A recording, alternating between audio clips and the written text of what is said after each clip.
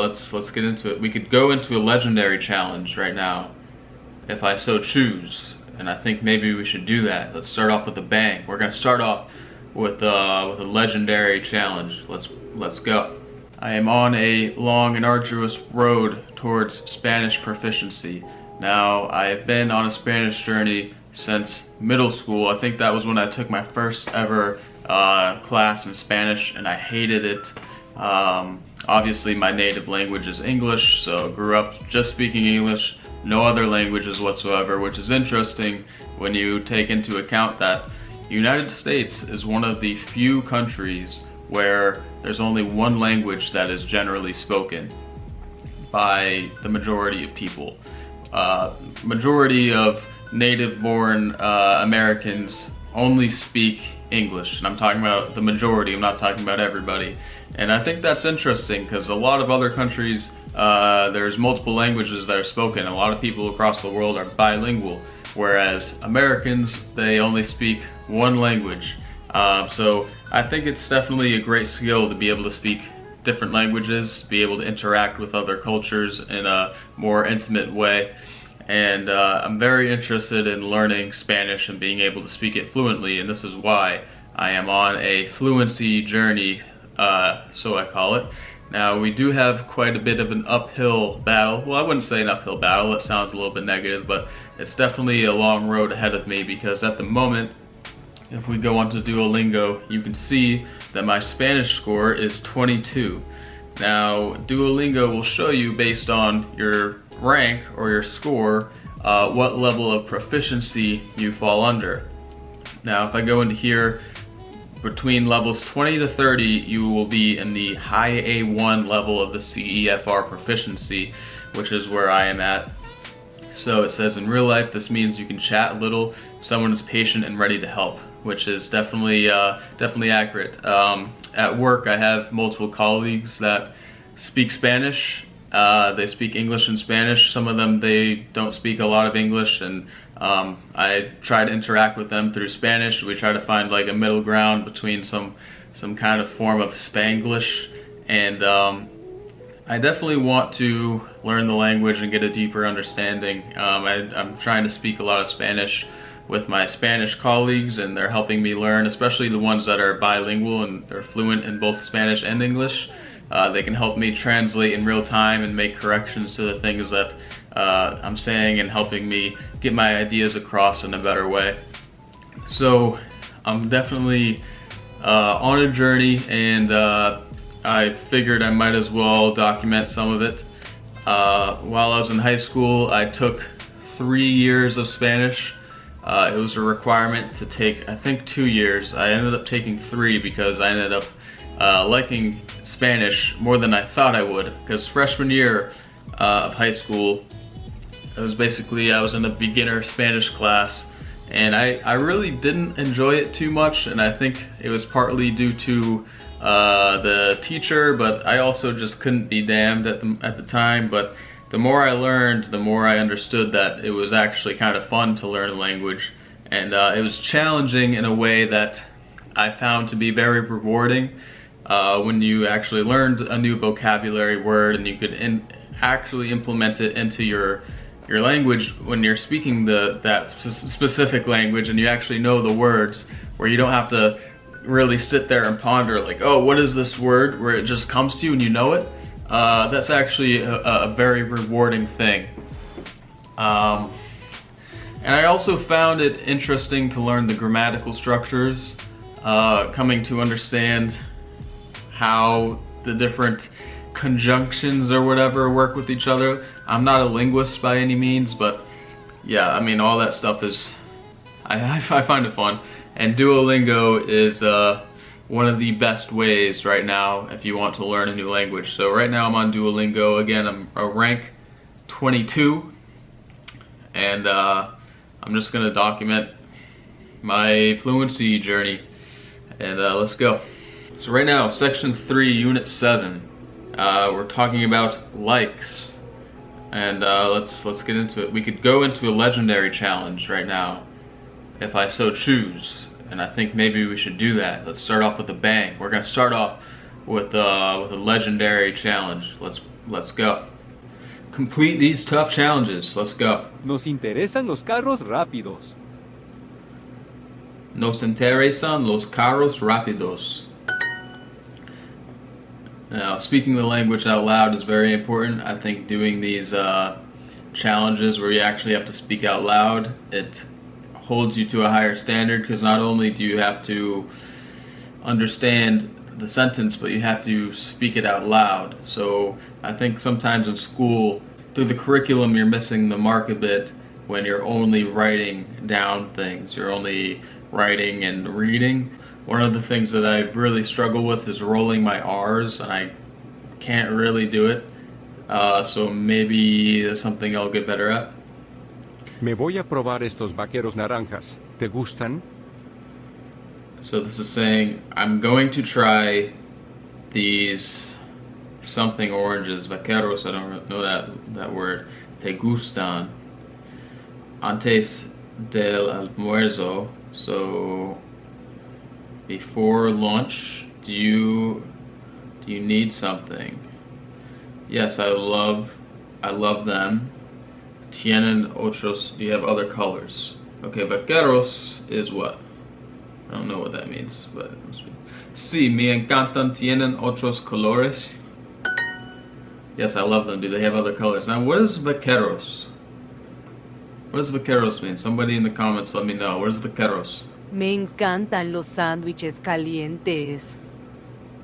Me encantan los sándwiches calientes. I love the hot sandwiches. Or, you know, here's an issue that I have with the language. Well, not an issue, but it's a mistake I regularly make, is that with the articles such as los or el or whatever, I literally translate it. I translate it in a literal way where I say, in this case, I love the hot sandwiches, where that's really not what's being said. It's not technically wrong, but what the actual translation is, I love hot sandwiches. You don't have to say I love the hot sandwiches, but it's necessary in Spanish to include the article los in this situation.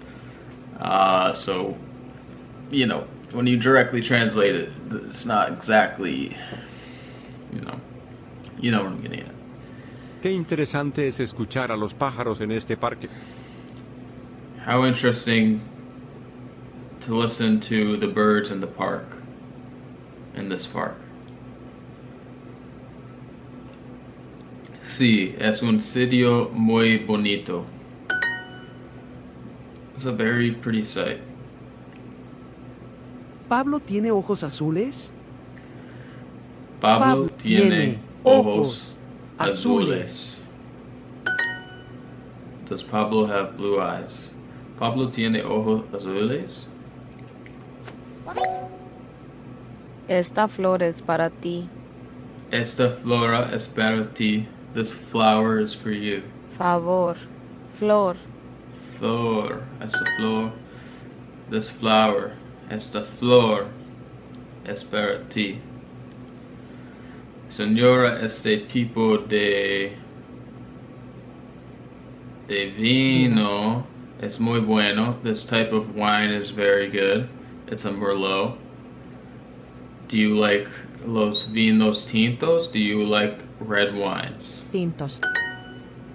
Do you like red wine? Me gusta el vino chileno. Me gusta el vino chileno. I like Chilean wine, or wine from Chile. I like Chilean wine. Chilean wine is pretty good, I will say. Sometimes it's a bit underrated when you rank it up against these Italian wines. I don't know shit about wine. I don't know what I'm talking about. I know a little bit about wine. Let's see. 23 XP, cool. A ellos les gusta bailar y escuchar música latina en las fiestas. They like to dance and listen to Latin music at parties. I can't dance, but Latin music's aight. ¿Quieres ir a la tienda de zapatos conmigo mañana? Necesito un nuevo par de botas negras. Mis botas negras son viejas y no son cómodas. That's a big sentence right there, a big multitude of sentences that come together, which, yeah. So let's see. ¿Quieres ir?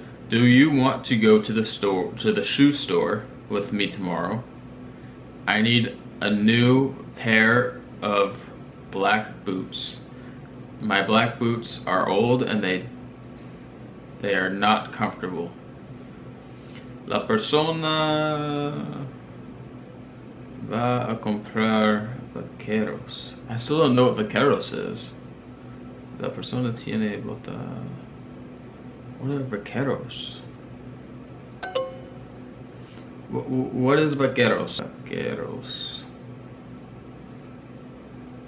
Vaquero is a Spanish word meaning cowboy. Okay then. Cowboy. Going to buy cowboys. It's not quite right.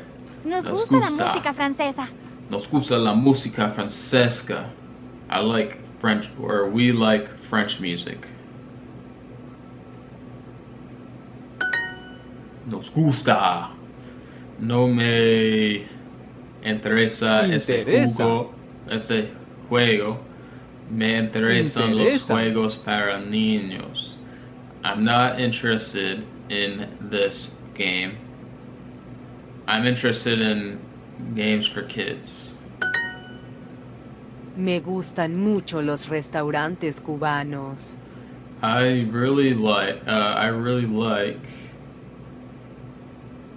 Cuban restaurants. Me encantan las ensaladas y me encanta la ensalada de bananas. ¿Te gustan estos vinos de México? Gustan. Gusta. Gustan. It's gustan because the gustar agrees with the noun, the plural noun in this case. So, ¿te gustan estos vinos? I like both t-shirts. Me gustan ambas camisetas. I don't like wearing glasses. No me gusta usar lentes. Now this is interesting. In Spanish, when you're saying wearing, you're using the term usar, which literally translates to use. So you're basically, the literal translation is I don't like to use glasses.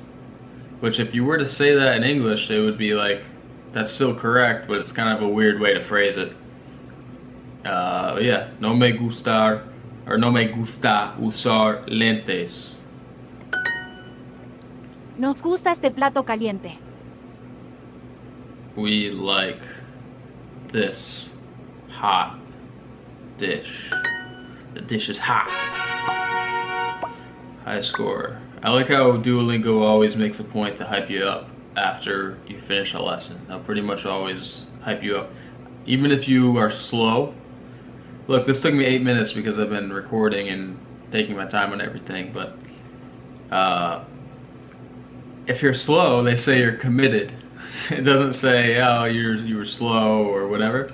Because if you're fast, if it takes you like a minute or two, it says, I don't know, it says speedy or you're fast or whatever. But then over time, it's just like, oh wow, you're so committed. You know, it's never like, wow, you're fucking slow. It's always like, they're gonna tell you that you're great, no matter what. So, I like that. Thank you for the positive reinforcement, okay? You did 56 lessons so far at this score. Keep going. Keep going. I'm gonna turn this off. So we got 1 quest point. Review 5 mistakes. Blah, blah, blah. Cool. There's 5 gems. Gems, great. I love gems. And look at me. Boom. We're now in the promotion zone, baby. The promotion zone. Look at all these scrubs in the demotion zone. These guys, they gotta get cracking here because they're about to get demoted. Alright? I'm in the safe territory now. I'm gonna pass Megan Manfred, and I'm gonna make her look like a fool. No, I'm just kidding.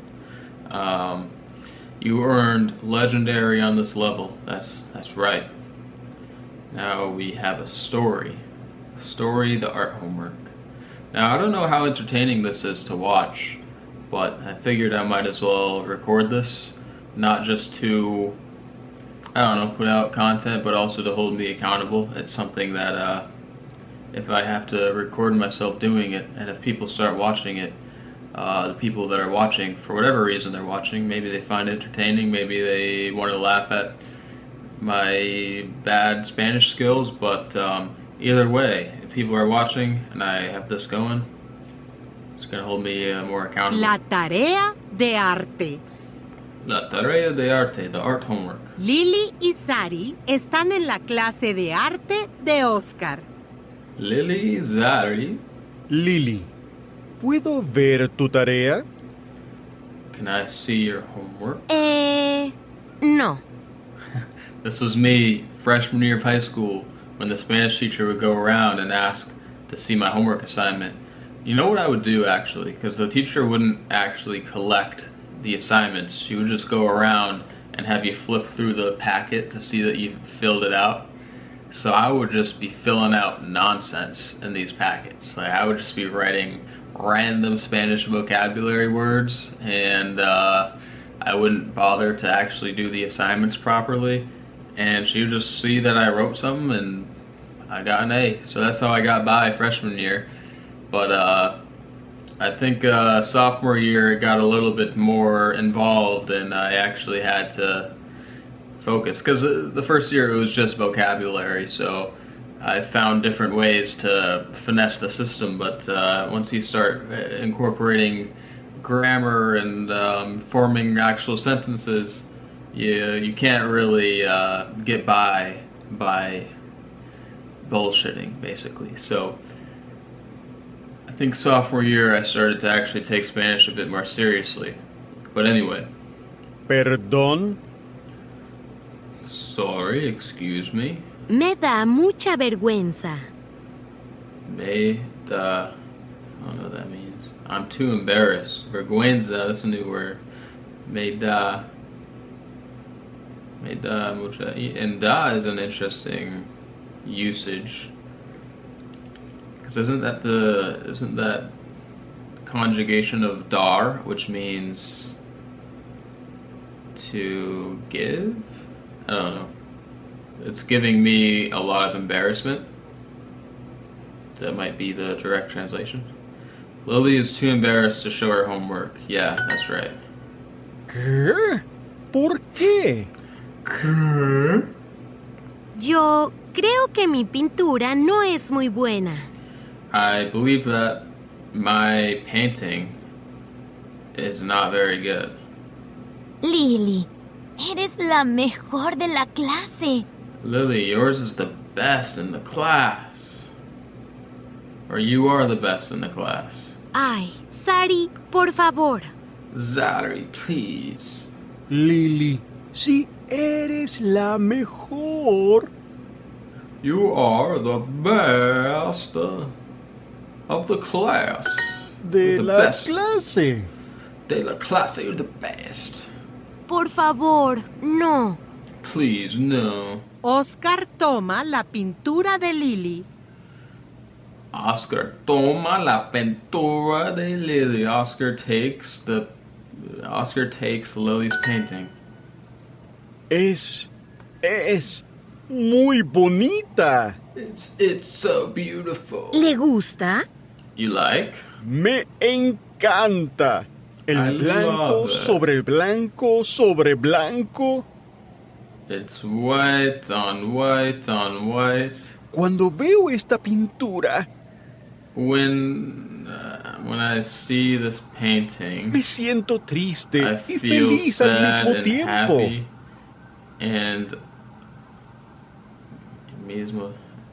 I feel sad and happy at the same time. Mismo tiempo, al mismo tiempo, at the same time. Muy bien, Lily. Muy bien. Oscar se va. Sari mira la pintura de Lily. Oscar se va. Oscar leave. Se va means to leave. That's new to me, at least. Zari looks at Lily's painting. Tu pintura está en blanco, Lily. It's in white, or it's blank, en blanco. Yo sé. I know. Nunca haces tus tareas. You never do your homework. She forgot to do her homework. Interesting. Just white on white, just blank. She didn't even do the homework. At least draw something, especially if it's art, because art is subjective, right? You can just draw a stick figure and it's art. So you might as well just draw a little smiley face, get some credit. I mean, come on now. Please, por favor. Por favor. Why? ¿Por Porque. You do. Haces. I love. Me encanta. Ver. Sí, ver. Boom. You made no mistakes, and I'm committed once again. 5 minutes it took me. You moved up. Get to number 1. Bang. And what is this? Fruit preferences. Alright, I think I'm going to do this one last lesson. Let's go. Fruit preferences. Welcome to Falstaff's Guide to Humans, where I explore the strange world of humans. I like this guy. Falstaff is a good dude. Good guy right there. I fucks with him. Before we begin, here are some words you should know. Comprar. Comprar, buy. Ensaladas. Salads. Gustan. Like. Frutas. Frutas. I'm Falstaff, and today I overheard 2 humans discussing their fruit preferences. ¿Te gustan estas frutas del supermercado? No nos gustan mucho las bananas, prefiero las manzanas. ¿Quieres comprar ensaladas también? ¿Quieres comprar ensaladas también? Do you want to buy salads also? So yes, he is asking about buying salads. Sí, necesito comprar 2 ensaladas para la cena. I need to buy 2 Sí, salads for necesito dinner. comprar 2 ensaladas para la cena. Nos encantan tus ensaladas, Lucía. Gracias, Pablo. ¿Tú tienes que comprar algo más? Sí, quiero comprar este tipo de pan para el desayuno. El tipo de something. Oh shit. El tipo de what? Sí, quiero comprar este tipo de pan para el desayuno. Pan. He's talking about bread. A type of bread. Humans have the luxury of choosing between fruits. In the wild, I'd eat whatever's available, and usually, that's neither bananas nor apples. A man would Thanks be for listening to berries, Falstaff's bro. Guide to Humans. Until next time. Falstaff's Guide to Humans. Yeah. Alright. So, I think this concludes episode numero 1. Y en el próximo episodio. No, I don't know. I don't know what the fuck. I'm not even gonna bother with that.